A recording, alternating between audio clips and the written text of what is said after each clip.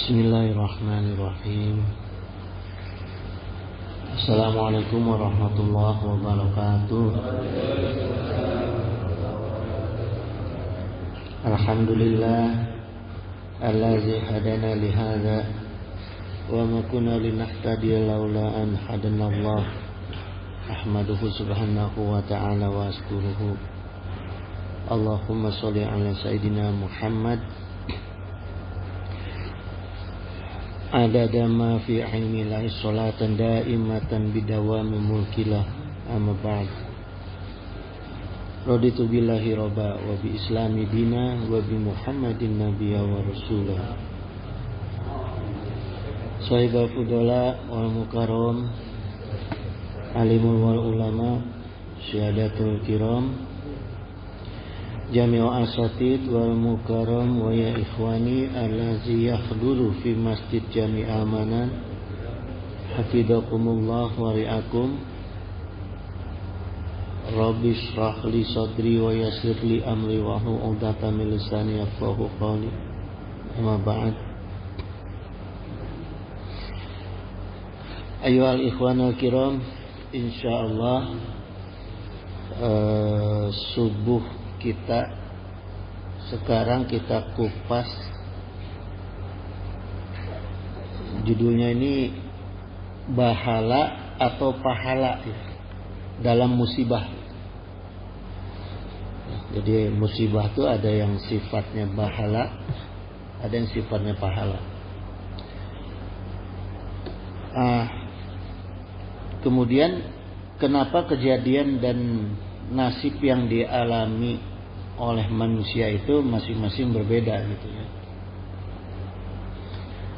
Ini mutolaahnya panjang nih jemaah. Jadi ada beberapa jilid kemungkinan ya, karena masih saya tulis terus. Gitu. Dalam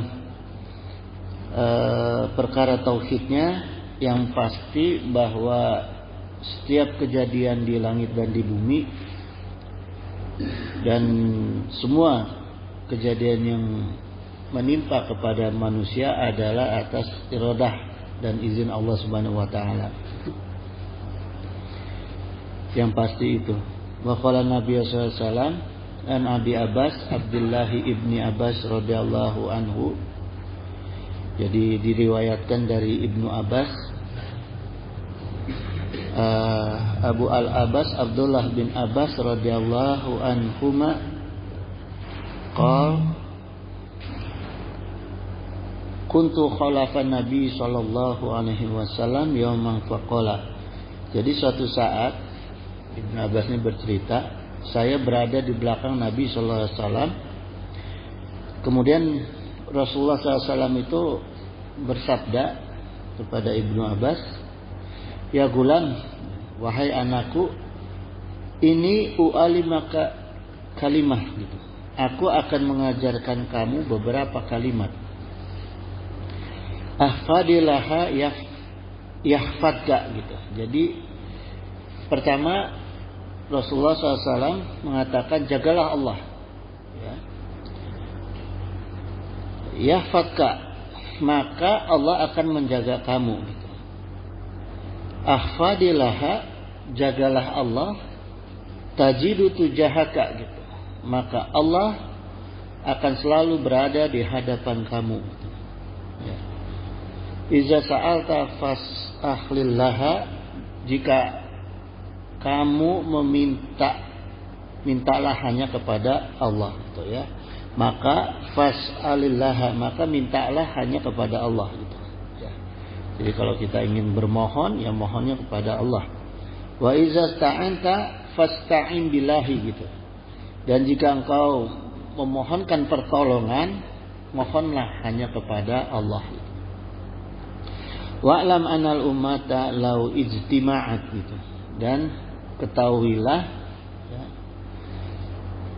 sungguh anal ini taukid, sungguh umat lau ijtima'at gitu. Kalaupun seluruh manusia ini bersatu ala ayyan fa'uka bisyai'in gitu, dan tujuan yang mendatangkan manfaat kepadamu gitu dengan sesuatu ya.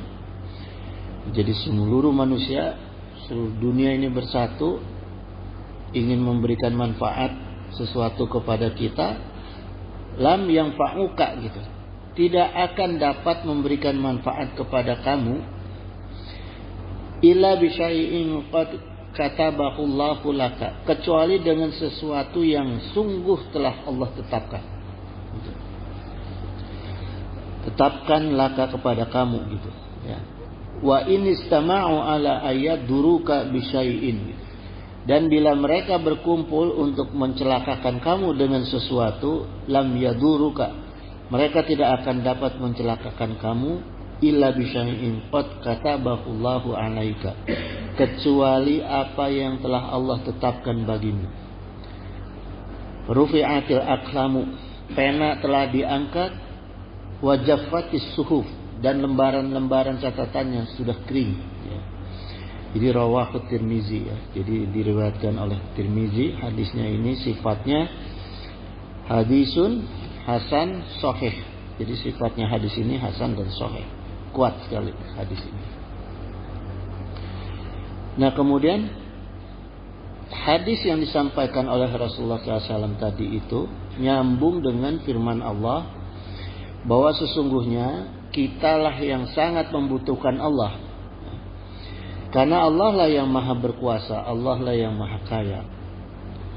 Dan semua ini Allah tegaskan, Allah akui dalam Al-Quran ya, dalam kalamullah Al-Quran.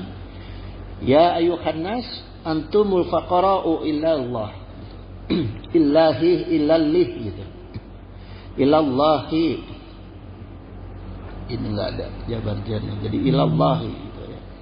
Hai manusia, kamu itu fakir ya. Antumul faqara, antumul fuqara. Hai manusia, kamu itu sungguh fakir gitu ya.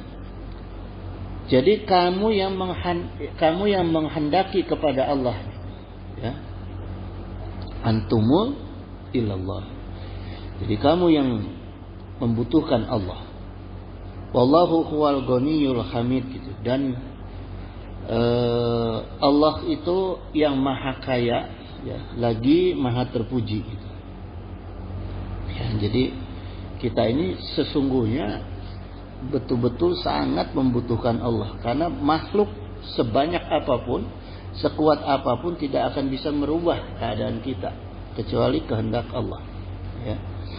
Ya ayyuhallazina amanu in tansurullah wa qala Allah taala aidan, orang-orang mukmin.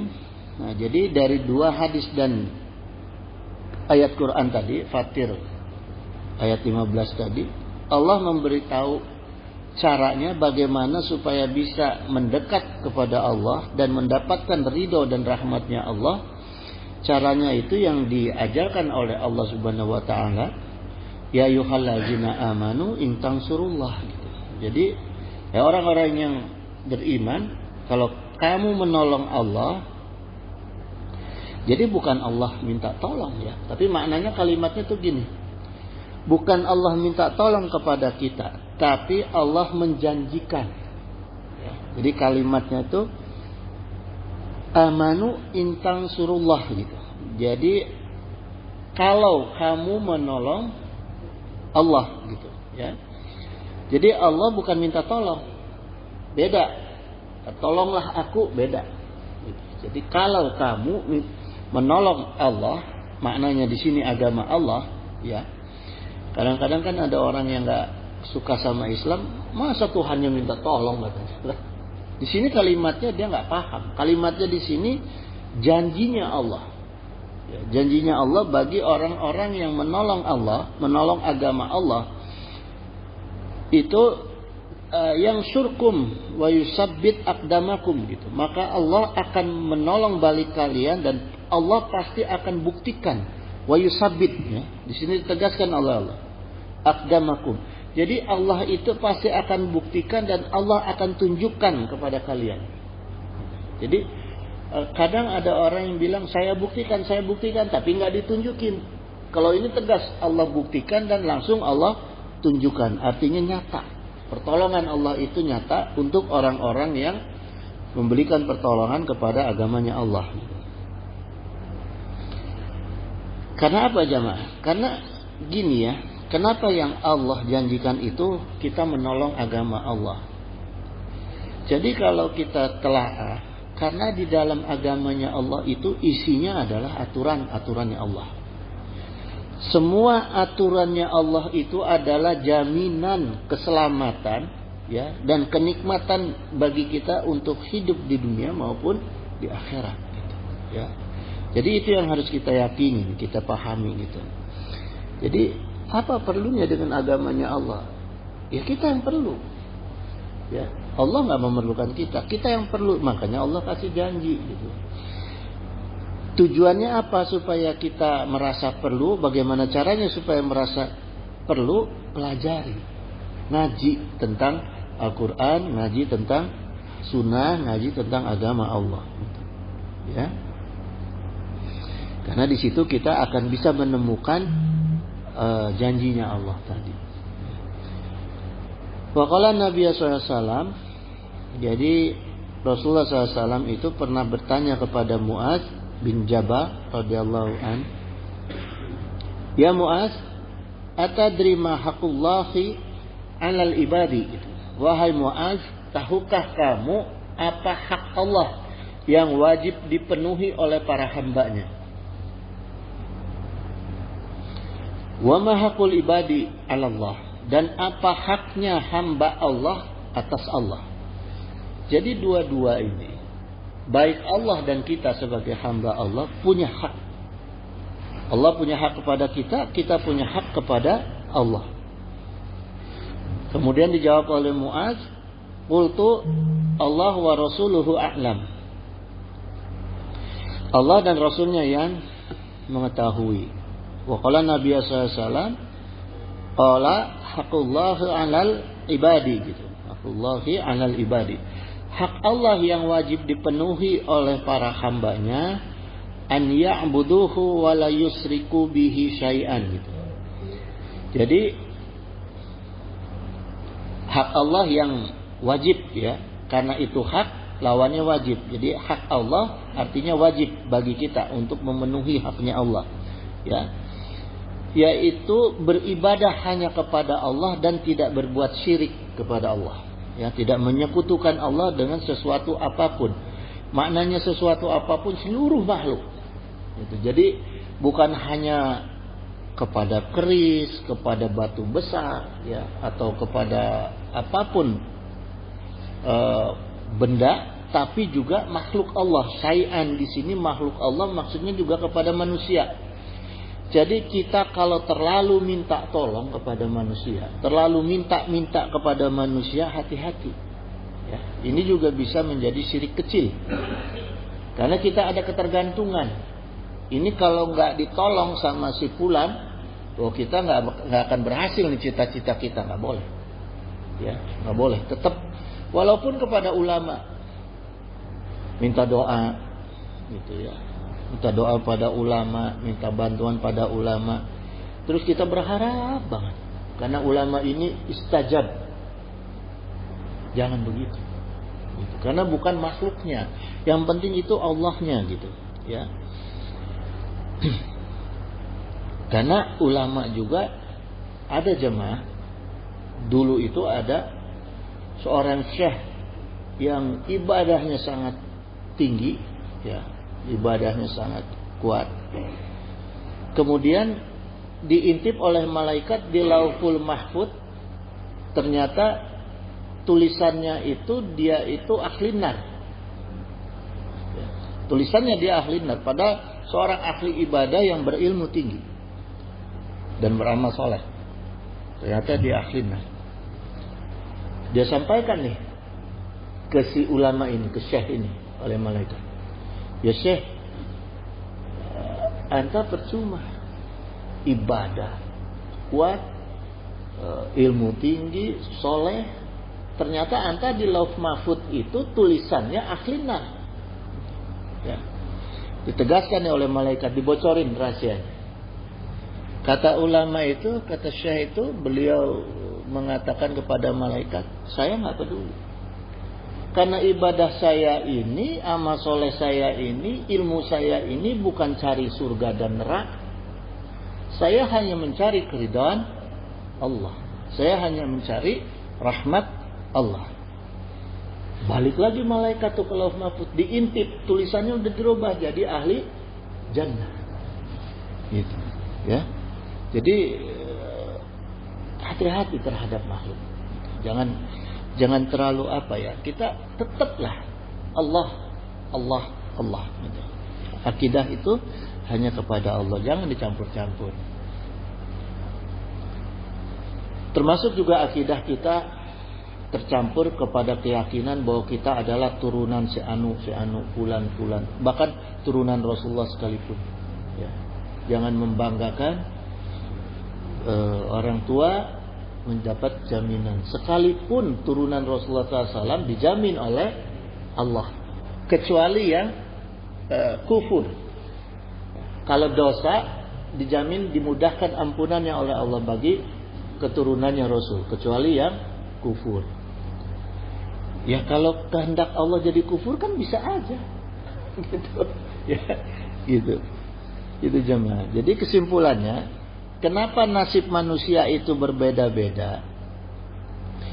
Karena tidak semua manusia itu pertama tahu adanya sunatullah tersebut, ya. Dan adanya hak dan kewajiban antara Allah dengan manusia, itu yang pertama. Yang kedua, kalaupun ada yang tahu, dia tidak paham maknanya sunatullah tadi, ya. Karena kehidupan di dunia itu, makanya kehidupan di dunia itu manusia dan di akhirat akan beda-beda tuh nasibnya, keadaannya, ya. Gitu. Karena pertama tidak tahu dengan makna hadis dan ayat tadi. Yang kedua, kalaupun tahu tidak paham. Karena tidak paham jadi tidak melaksanakan, gitu. Ya. Kemudian jemaah, sebagai wujud sifat adilnya Allah atas sunnahnya Allah, sunatullah dan sunnah Rasul, kemudian Allah ciptakanlah agama. Allah utus para nabi dan rasul, Allah turunkan kitab suci, dan Allah beri kita ilham dan firasat. Ya. Ini bentuk keadilan Allah. Karena kita punya hak dan kewajiban masing-masing antara kita dengan Allah. Ya. Jadi agama, nabi, rasul, kitab suci, ilham dan firasat itu adalah bentuk keadilan Allah atas hak dan kewajiban. Ya. Atas hak dan kewajiban, gitu. Ya. Gitu jemaah. Jadi maknanya apa? Kita wajib, makanya ada rukun iman, ada rukun Islam, karena kita wajib. Ada kewajiban kita, ada hak kita, gitu. Ya. Makanya ada wajib kita mengimani rukun iman, ya, dan mengimani rukun Islam, gitu. Karena ada hak dan kewajiban tadi. Wa qala Allah Ta'ala, kana nasu ummatan wahidah. Manusia itu adalah umat yang satu. Maknanya di sini, wahidah di sini, Allah bukan manusia diciptakan dari manusia itu satu umat, enggak. Artinya Allah, sesungguhnya Allah itu tidak menginginkan adanya perselisihan, ya, di antara makhluk, di antara manusia. Faba'asallahu nabi sallallahu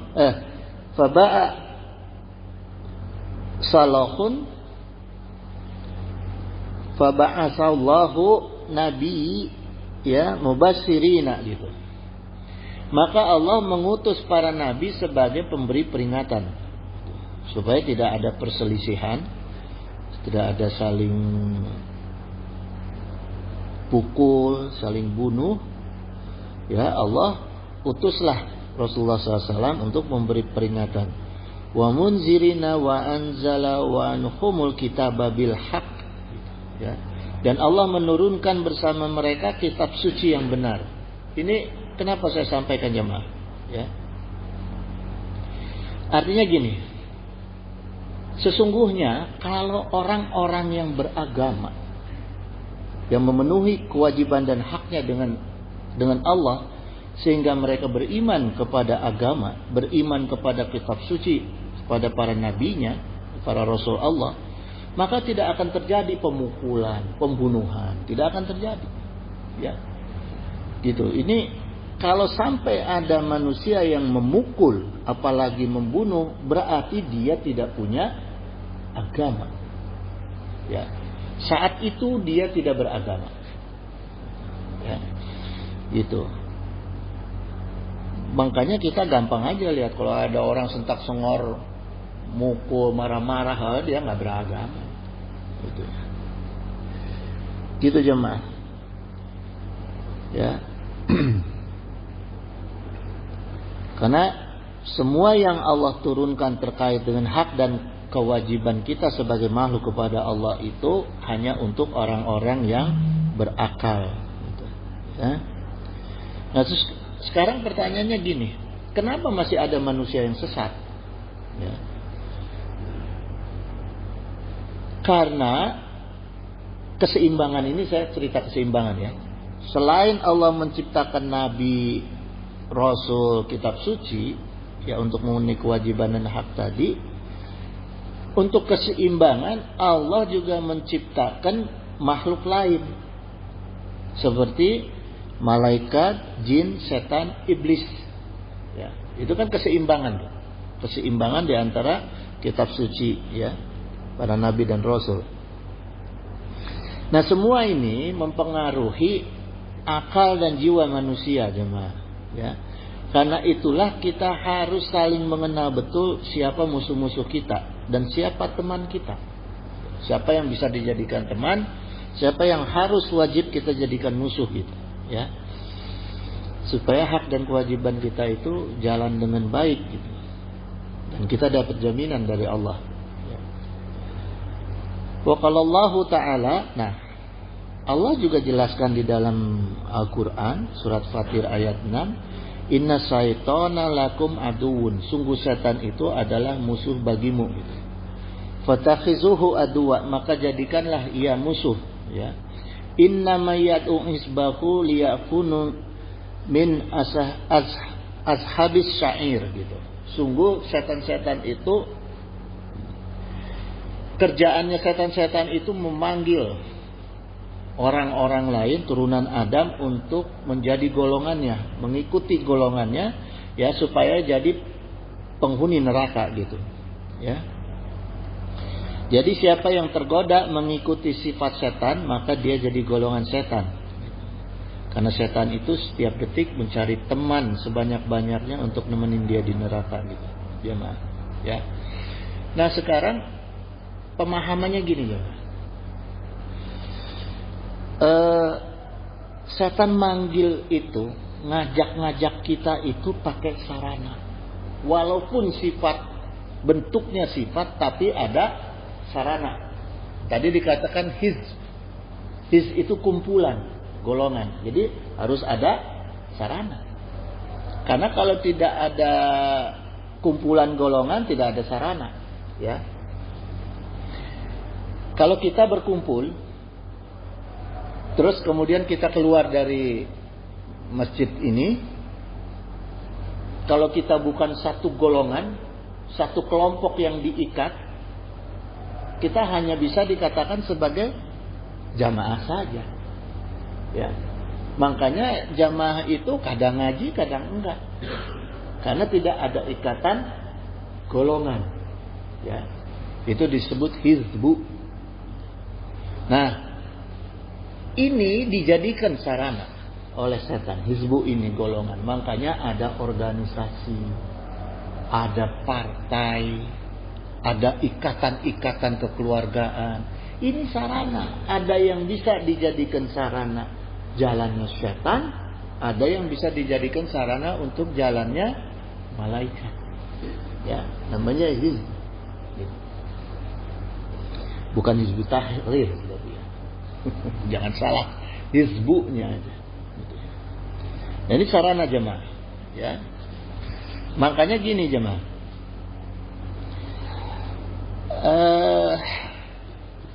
Saya keluar sedikit. Di dalam sebuah sistem politik, ya, sebuah sistem politik. Itu bukan menurut saya, ini menurut Bapak Ardi Johan Kusuma, sarjana ilmu politik. Saya pernah baca ini, ya, di independency.com. Ya. Jadi kata beliau, dalam sistem politik kekuasaan, ya, tidak ada musuh atau teman abadi. Yang ada itu hanya kepentingan abadi. Itu dalam politik, ya. Nah, yang menjadi ukuran kepentingannya adalah siapa mendapatkan apa. Itu dalam kepentingan politik, ya. Jadi pilihan rasionalnya itu kalau untuk mendukung si A atau si B, pertimbangannya untung rugi dalam perkara dunia. Itu kalau masalah politik, gitu jemaah, ya. Makanya hizbu yang terkait dengan kepentingan politik tidak lepas dari perkara ini, ya. Kemudian mereka yang tujuannya pilihan politik kekuasaannya, ya, sudah seperti 3 hal tadi, ya, hanya untuk kepentingan dunia. Disinilah setan masuk. Disinilah setan masuk menggunakan hizbu tadi, ya, gitu. Karena apa? Karena di dalam kepentingan besar politik itu, ya, yang tidak bernafaskan agama yang sesungguhnya, yang tidak ada kepentingan hak dan kewajiban sebagai makhluk kepada Khaliknya, kepada Allah, ya, disinilah peluangnya setan, gitu, ya. Karena apa? Peluang setan? Karena mereka tidak menjadikan setan sebagai musuh, tetapi setan dijadikan alat. Itu terbalik nih, ya. Setan bukan dijadikan musuh, tapi setan dijadikan alat. Karena yang namanya kepentingan dunia itu semata-mata kepentingan dunia, kebanyakan yang dipakai alatnya adalah sifat setan, ya. Gitu jemaah. Nah, kita bisa lihatlah dengan tidak semua, memang tidak semua, tapi kita bisa lihat orang-orang yang berpolitik mana yang menjadi hizbu syaiton apa bukan. Kita lihat aja. Gampang kok lihat. Dari berbagai macam partai ini banyak, mana yang paling banyak kelakuan buruknya. Nah, itu termasuk dalam kaidah hizbu syaitan. Itu aja, ya. Makanya Allah ingatkan dalam firman Allah, innama yad'u hizbahu. Sungguh setan itu mengajak manusia menjadi golongannya, kan? Hizbahu di situ golongannya itu. Innama ini adatul hasrin sifatnya, huruf pembatas, ya. Jadi kata Allah di sini, firman Allah maknanya karena pakai innama, jadi hanya golongan-golongan yang kita bisa lihat, ya, yang termasuk dalam hizbu syaitan itu adalah dibatasi oleh Allah. Sungguh hanya golongan-golongan yang mengikuti sifat-sifat setan, ya, gitu. Jadi kan gampang ukurnya tuh jemaah. Mana kumpulan manusia yang lebih banyak maksiatnya, udah jangan ikut-ikutan di situ, ya. Jangan ikut-ikutan situ, jauhi, gitu. Apalagi milih. Itu lebih dosa lagi kita, gitu, ya. Gitu. Nah, sekarang saya ingin jelaskan jemaah, kenapa setan itu, ya, mudah sekali membuat manusia ikut masuk ke dalam golongannya dia, gitu, ya. Karena setan itu bentuknya adalah sifat, sehingga ini untuk kaitan dengan pribadi-pribadi, ya, perorangan-perorangan. Karena setan itu sifatnya adalah sifat, ya, sehingga dia berjalan di dalam aliran darah kita, setan itu, gitu. Karena sifat, ya. Wa qalallahu ta'ala wa zayyana lahumu syaitanu a'malahum, gitu. Setan itu telah menjadikan manusia zayyana. Zayyana di sini maksudnya memandang baik semua amal perbuatan. Jadi kalau manusia sudah zayana, semuanya nggak ada yang jelek, semuanya baik, semuanya nggak ada yang dosa, nggak ada yang haram, semuanya baik. Ini sifat zayana, gitu ya. Salah satu sifat yang ditularkan oleh setan, menutup pandangan kita, basor kita, ya, penglihatan kita, sehingga semua tidak ada pekerjaan amal yang haram, semuanya baik, gitu. Pakai dalil semua, gitu ya. Kenapa mencuri? Supaya bisa membangun masjid. Dibikin dalil, dicari dalil, ya. Nah, itu zayana, sifat zayananya setan, ya, mencari dalil. Fasadahum anis sabili, itu sehingga sifat setan itu menghalangi manusia itu dari jalan Allah. Wa kanu mustabsyirin, gitu ya. Mustabsyirin ini adalah orang-orang yang, dan mereka itu sungguh orang-orang yang berpandangan tajam. Nah, ini yang dikatakan oleh Allah dalam firman Allah Al-Ankabut 38 ini, ya. Mustabsyirina ini adalah orang-orang jamak yang berpandangan tajam. Artinya gini jamaah, mustabsyirin ini orang-orang yang punya daya pikir yang mapan, ya. Seperti yang dikatakan oleh Imam At-Tabari bahwa mereka juga memiliki pandangan yang tajam, gitu. Jadi kenapa ditegaskan mustabsyirin? Orang gak akan bisa berlaku kejahatan yang luas, yang dampaknya hebat, kalau yang gak mustabsyirin.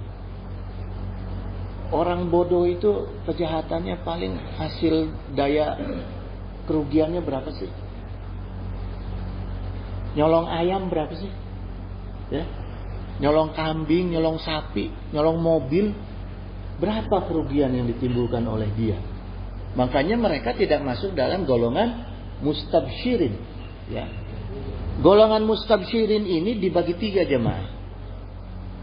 Ada orang-orang yang pandangannya luas, ilmunya luas, tajam, tapi dalam kesesatan, yaitu golongan orang-orang kafir, ya. Nah, ini golongan orang-orang kafir, ya. Orang-orang kafir yang berbuat kejahatan itu bukan yang lulusan SD, pasti lulusannya minimal S1, ya.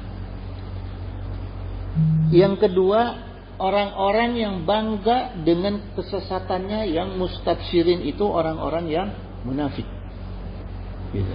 Jadi walaupun dia Islam, tapi dia bangga dengan kesesatan, maka dia termasuk golongan mustabsyirin munafik, ya, munafikun. Yang ketiga, orang-orang yang menampilkan hidayah, kebenaran, sebenarnya mereka sesat. Nah, ini mustabsyirin juga, tapi termasuk golongan ulama su. Nah, ini kan semua dijelaskan, ya, di dalam Al-Quran, di dalam agama dijelaskan 3 orang ini, 3 kelompok orang ini, yang kafirun, yang munafikun, dan ulama su, gitu, ya. Jadi makna tafsir Al-Ankabut ayat 38 ini kita harus hati-hati, harus hati-hati, bahkan menjauhlah dari tipikal 3 orang tadi.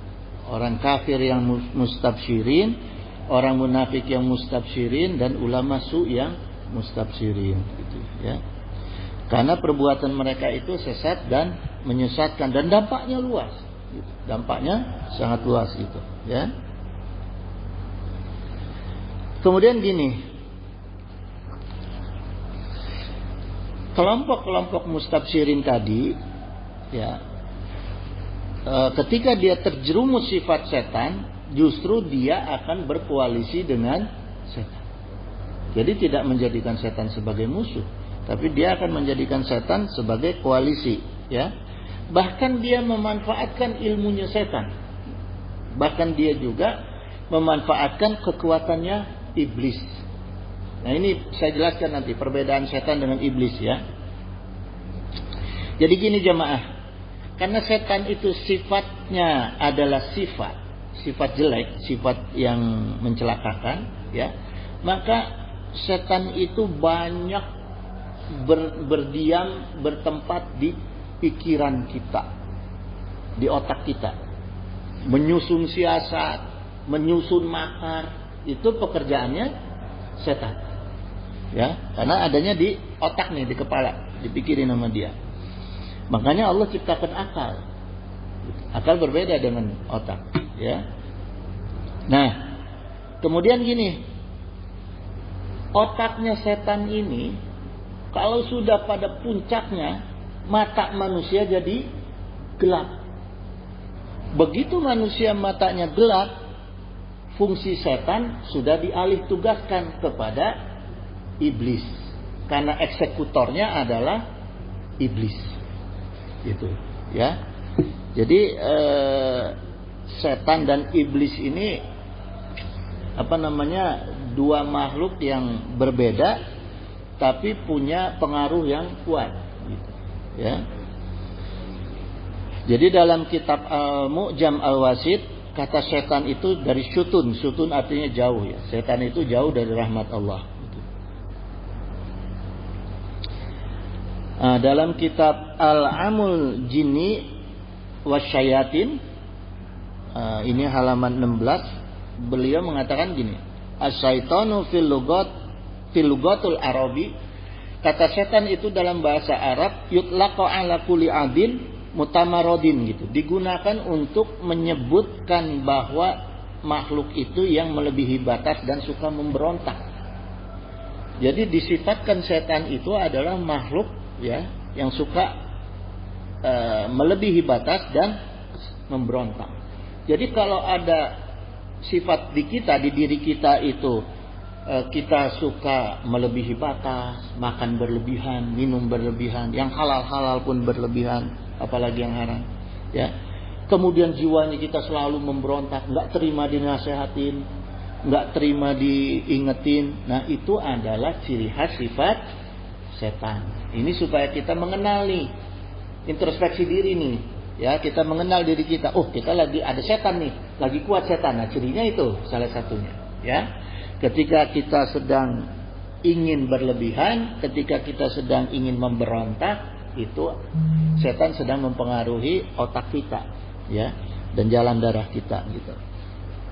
Nah, kalau iblis, jamaah, wa qala Allah Ta'ala, faqulna ya Adam, ya, Allah berfirman, ini sejarah penciptaan kanjeng Nabi Adam, inna haza aduwwu laka wali zaujika, gitu. Sungguh ini iblis adalah musuh bagi kamu dan bagi istri kamu, gitu. Jadi ditegaskan oleh Allah, ya, kepada kanjeng Nabi Adam alaihissalam. Jadi musuh kita, jamaah, ada dua yang harus benar-benar kita jadikan musuh. Itu ada dua, ya, setan dan iblis, gitu, ya. Tapi karena kita sudah tahu sifatnya setan, maka kalau kita bisa mengelola diri kita dari sifat-sifat setan tadi, maka insya Allah iblis tidak akan berfungsi, ya. Jadi kalau misalnya kita bisa nahan diri dari dua perkara sifat setan tadi yang paling menonjol, berlebihan kemudian memberontak, maka insya Allah iblis tidak akan berpengaruh, gitu. Karena apa? Karena tidak ada eksekusi, ya kan? Gitu. Kalau kita tidak ada eksekusi, berarti tidak ada iblis, gitu, ya. Makanya sifat setan yang berikutnya adalah hasad. Ya, ini yang kita harus perhatikan. Al-iradatu fi izalatin ni'amil akhirin. Jadi sifat hasad itu adalah keinginan untuk menghilangkan nikmat yang ada di orang lain. Itu juga sifat setan. Itu hati-hati itu. Jadi kalau kita introspeksi, oh udah ada rasa ingin menghilangkan kenikmatan di orang lain, kita ada rasa ingin menghilangkan, berarti ada setan, gitu, ya. Nah, kalau ada tiga sifat itu jauhi, gitu, jemaah. Ya. Makanya Allah sampaikan ala bizikri lillahi tatma'inul qulub. Jadi kalau ada 3 rasa tadi, yang 3 rasa kita ketahui bahwa itu adalah sifat setan, maka cepat-cepat istighfar dan zikir. Ya, cepat tuh. Astagfirullah, zikir. Wah, yang nyabuk jelema ya. Di jalan pepet-pepetan marah, kita dimarahin orang kan suka gitu. Saya berapa kali nemuin tuh. Dengan supir saya itu dan ada. Dimarahin orang yang nyetir, adek saya yang diomelin. Ngambek kan kita gitu, tapi kita istighfar. Ternyatanya ada di diri kita gitu, ya. Diri kita set. Terus nggak cukup dengan istighfar karena masih ada rasa itu. Cepat zikir. La ilaha. Terus ya, lama-lama tenang gitu. Karena toh ketika pun terjadi pertikaian, tetap jadi rugi juga. Walaupun kita nggak salah, tetap aja rugi gitu. Minimal waktu kita rugi. Harus ngeladenin orang yang kena masuk setan. Ya, gitu jemaah ya. Gitu. Nah, kalau sudah kita melakukan eksekusi itulah, maka itu kita kena 2 perkara. Kena setan dan kena iblis.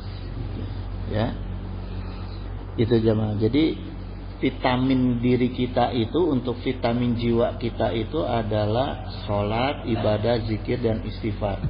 Itu setan hilang tuh, lama-lama capek dia, gitu. Ya, gitu. Dan kalau setan udah kecil tenaganya, maka iblisnya juga jadi hilang. Ya, selamat kita di dunia dan akhirat gitu, jemaah ya. Gitu. Makanya 2 perkara yang dijamin oleh Allah dari perkara salat itu adalah fasya wal munkar gitu, ya. Kalau munkar itu dari nun, kaf dan ro, ya. Ankaro, yunkaro, munkaro gitu.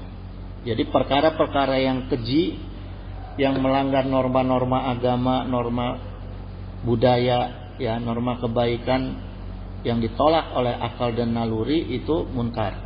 Ya, itu yang kita kenali juga. Itu salah satu sifat setan yang sifatnya munkar itu sombong, bohong, dengki, takabur, ya, dolim, mukul. Nah, itu munkar. Nembak, ngebunuh, itu munkar, ya. Jemaah gitu. Nah, kalau fahsya itu fahusya, ya, fa, ha dan shin itu fahisha, fawahis itu perbuatan-perbuatan yang keji, ya, yang jahat, yang melebihi batas gitu. Ya. Baik itu sifatnya akwal maupun af'al. Kalau kita sudah marah-marah, udah melebihi batas omongan kita, ya, jangankan marah-marah, tapi stand up comedy juga kalau udah sifatnya melebihi batas, itu sudah perkara fahsya juga, ya. Meledek orang, menghina orang, ya, gitu.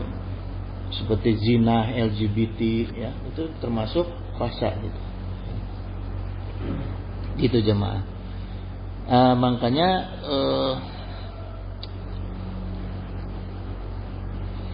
kita juga harus mengenal, selain tadi kita sudah mengenal sifat iblis dan setan, jemaah, kita perlu juga mengenal teman kita.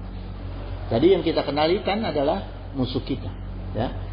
Sekarang kita kenali juga perlu adalah teman kita. Wa qala Allah Ta'ala mayal fidum min qaulin gitu, ya. Tidak ada kata-kata yang kita ucapkan ila yadaihi raqibun atid gitu, ya. Kecuali di sisi kita itu ada waskat, pengawas yang melekat, yaitu malaikat yang selalu mencatat. Nah, ini teman kita nih, jemaah. Teman kita ini ada yang melekat di dada kanan, dada kiri kita, itu waskat, ya. Jadi kalau kita ingat dalam diri kita itu ada pengawasan yang melekat dari teman-teman kita yang sifatnya malaikat, insya Allah kita takut sama musuh kita yang juga melekat, karena ada di dalam aliran darah kita gitu. Ya, inilah keseimbangannya Allah jemaah gitu. Ya. Gitu jemaah sekalian. Ini masih panjang nih kajian kita mengenai bahala atau pahala dalam musibah. Ini baru pembukaan. Ya, pembukaan supaya kita mengenal dulu siapa musuh kita, siapa teman kita, bagaimana hak dan kewajiban kita antara Allah dengan kita gitu. Ya, dan bentuk-bentuk keadilan Allah. Nanti lebih jauhnya saya tuangkan juga sampai ke bentuk-bentuk musibah di akhir zaman. Ya, kejadian-kejadian yang akan kita hadapi sehingga kita tahu nih sekarang yang kita sedang alami ini sudah masuk pada zaman apa, karena ada ciri-ciri dalam setiap thariqud dunia. Dalam perjalanan dunia itu ternyata Allah dan Rasulnya memberikan ciri-ciri. Kita sebetulnya kalau kita bisa mentafakuri itu, kita bisa memahami, oh kita sudah masuk pada fase ini gitu. Ya. Gitu jemaah sekalian, saya tutup dulu. Ada yang mau ditanyakan enggak? Iya. Waalaikumsalam.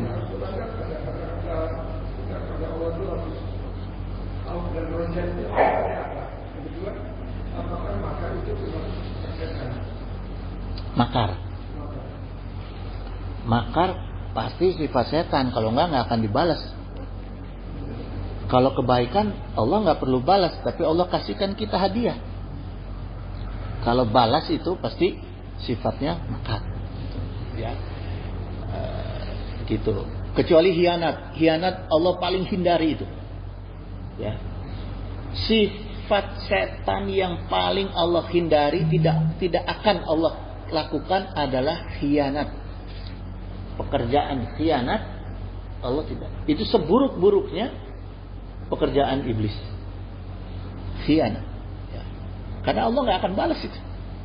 Saking apa? Punten-punten ya jamaah ya. Kalau ada orang nimpuk kita pakai kotoran, mungkin nggak kita timpuk balik dia pakai kotoran? Saking jijiknya sama kotoran. Begitu juga Allah saking jijiknya terhadap khianat. Itu jemaah. Ya. Jadi hati-hati terhadap perkara khianat. Itu susah diampuninya itu karena udah saking jijiknya sama Allah. Allah saking jijiknya terhadap perkara khianat.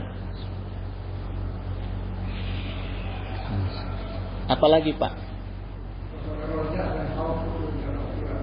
Oh ya, itu pertama kita harus selalu. Itu memang berdampingan ya. Berdampingannya gini, saling keterkaitan dan saling membutuhkan. Roja dan khauf. Ya. Roja berdiri sendiri perlu perjuangan. Kalau nggak ada rasa takut, gitu. Ya, begitu juga takut, khauf itu juga takut pada Allah juga sulit kita merasa takut sama Allah kalau tidak ada roja. Ya, tidak ada yang selalu mengingatkan. Bagaimana kita mau takut? Kalau nggak ada yang ngingatin gitu. Ya. Orang-orang yang di penjara itu bukan orang-orang yang nggak takut sama Allah. Bukan. Kalau kita tanya semua takut kok sama Allah. Ya. Cuma masalahnya yang ngingetin jiwanya itu kurang. Artinya dia tidak mendalami ilmunya itu secara dawam. Ya. Maaf jemaah ya. Kalau kita sebaik-baiknya kita itu punyalah amalan yang dawam. Adawamuha wa'in qala. Itu yang diajarkan oleh Rasulullah. Supaya apa? Supaya kita ada yang ngingetin kita secara dawam. Ya, misalnya kalau saya setiap pada Jumat saya lakukan sholawatan misalnya. Habis sholat Jumat itu saya nggak makan dulu, nggak minum dulu, nggak ngobrol dulu, saya hindari langsung sholawatan, baru setelah itu mulai. Tapi dawam jemaah. Maksudnya dawam ini waktunya sama, jumlahnya sama, ya, bacaannya sama. Itu dawam. Kalau tempat boleh beda-beda. Jadi misalnya kalau yang diwariskan oleh orang-orang tua saya dulu itu, setiap pada Jumat kita Fatihah dulu, ya, hadiah kepada Rasulullah dan orang tua. Fatihah, Kulhu 11, Falak sebalik, Bina sebalik, Nariyah 11, salat Nariyah 11, Yasin, terus doa. Itu setiap pada Jumat. Ya, itu yang diajarkan oleh orang-orang tua saya dulu. Nah, setelah itu kita makan berjamaah. Makan dengan anak, dengan staf misalnya, ya. Siapa aja yang ikut di rumah saya itu kita makan. Nah, dengan dawam itu insya Allah rezeki makan nggak putus-putus. Maaf jemaah ya, meja makan saya tuh nggak pernah kering. Nggak beli aja banyak orang nganter.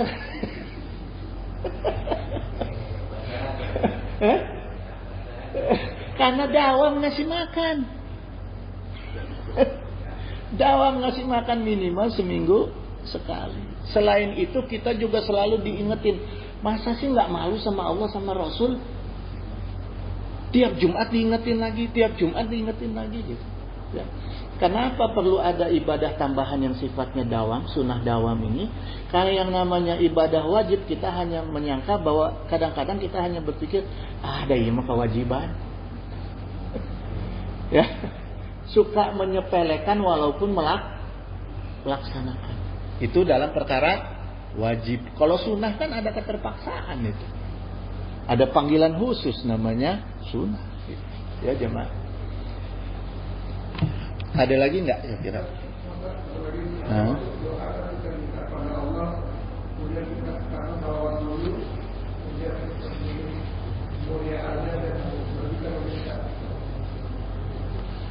Doa itu, doa-doa kita itu kata Sayyidina Umar ini mendengar langsung dari Rasulullah SAW. Setiap doa kita itu nyangkut di langit, tidak sampai kepada Allah kalau tidak didorong oleh sholawat. Ya, jadi setiap kita memulai doa itu sholawat dulu, kemudian alhamdulillah dulu, memuji-muji Allah dulu. Ya itu kan strategi ya. Kita juga kan kalau minta bantuan itu kan kepada makhluk aja kan pakai strategi. Apalagi ke Allah kan gitu. Ya, gitu jemaah. Masih ada nggak? Kalau nggak ada saya tutup dulu. Terus kita doa. Ada.